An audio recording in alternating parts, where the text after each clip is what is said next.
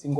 ngoon si ma dem def émission bi alors ñoom bi ma policiers yi arrêté ci émission boobu lañ doon defee audition bi ci lañ doon defee PV yi ci yëpp li ñu def yëpp chef d'inculpation yi ñoom nañ foofu lañ ko jëlee waaye ñu chargé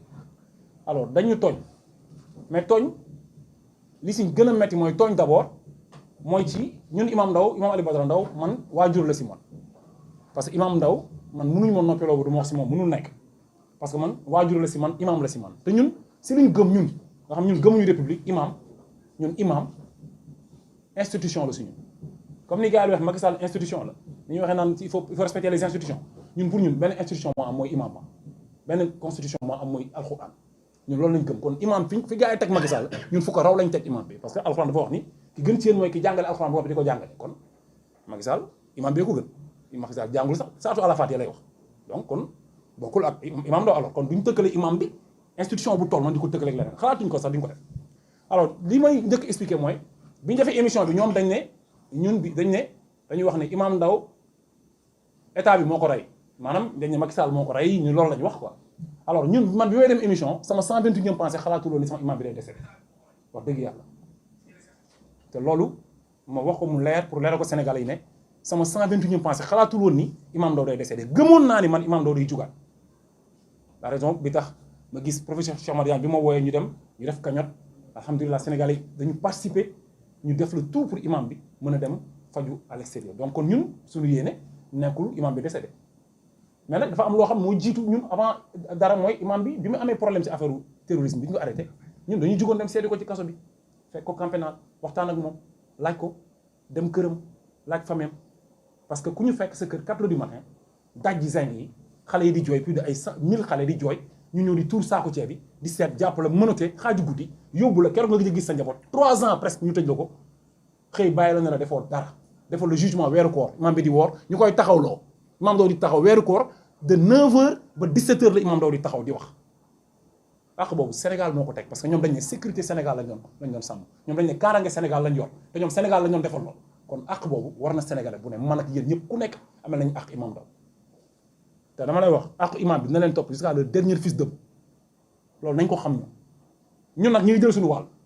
wàll mooy tooñ bi ñu tooñ imam bi ne terroriste la ñun ñëpp lañ def terroriste léegi jaaykatu pain ay terroriste lañu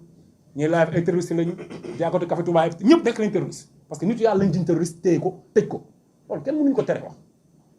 léegi nag li xew mooy mag rek boo ko tëjee kaso rek dafa metti mag rek déjà problème la ñun def nañ prison man def na ko defaat ko dañ doon sarax sax di ñaan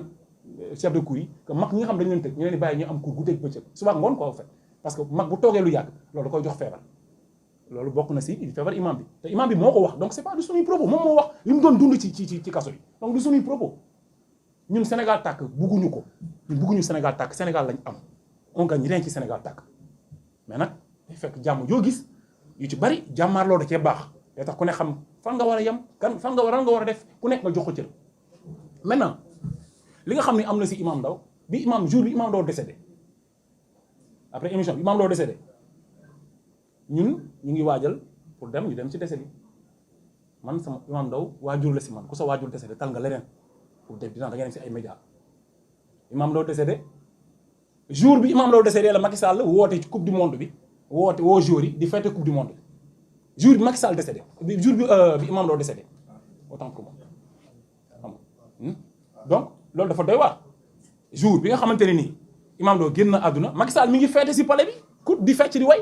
te au moins yaakaar naa ni kenn mënul camoufler imam Ndao li mu liggéey Sénégal koo xam ni durant toute sa vie dafa servir alxuraan jàngal ay milliers de personnes musul tooñ bis bu jot ñëpp gis nañ pression keroog moo ko fekkee si kaso bi dafa ne ma boo bëggee xam ndax terroriste la wala du ma terroriste dama nga xool les lois positives et les lois négatives ci internet bi si nga xam man maay kan Sénégal kenn mënu fi def terrorisme parce que Sénégal nit ñi bëgg nañ diine dañoo jàngul rek bu ñu leen jàngale rek Sénégal dina mucc ay kooku du moom moo def terrorisme ku fekkee procès imam Ndao di nga xam ni kii du yekkatu fitna nitu jàmm la alors suñu papa nag mënul décédé 3e jour u dëj bi nga fekk ma sama buntu ko dama coppet yóbbu tëj ma ñeenti weer ba noppi naa man ay di ma wax ay wax yu yenu après nga bàyyi ma ne ma boo génnee bu si wax loolu mooy lan kan moo may teree wax si imam Ndao man doomu aadama mënu ko mënul nekk donc dañ ko tooñaat ko te Sénégal yëpp a ko tooñaa Macky Sall dafa tooñ imam Ndao te Sénégal yëpp a ko tooñ parce que dañ ne ñoom Sidi Lamine Niass dafa génnee 1 million bi imam Ndao génne prison jox ko ne ko sama wàll man laa lay baalu ak man baal ma su ma amoon lu ëpp lii laa lay jox Sidy Lamine Niasse moom def na wàllam man li ma ci xeex yëpp terewul ak mi ngi may dal man ni ngi may jiñ terroriste te ñun ñëpp ñi ngi suuf Sénégal yëpp ngi suuf parce que lu tax dañoo tooñ nitu yàlla. alors bu point Imam Ndao bi loolu laa si bëggoon développé ci tooñ yi ñu ko tooñ ba pare tooñ ay doomam tooñ bi jiitu mooy bi mu génnee kaso Sénégal yëpp mobilisé wu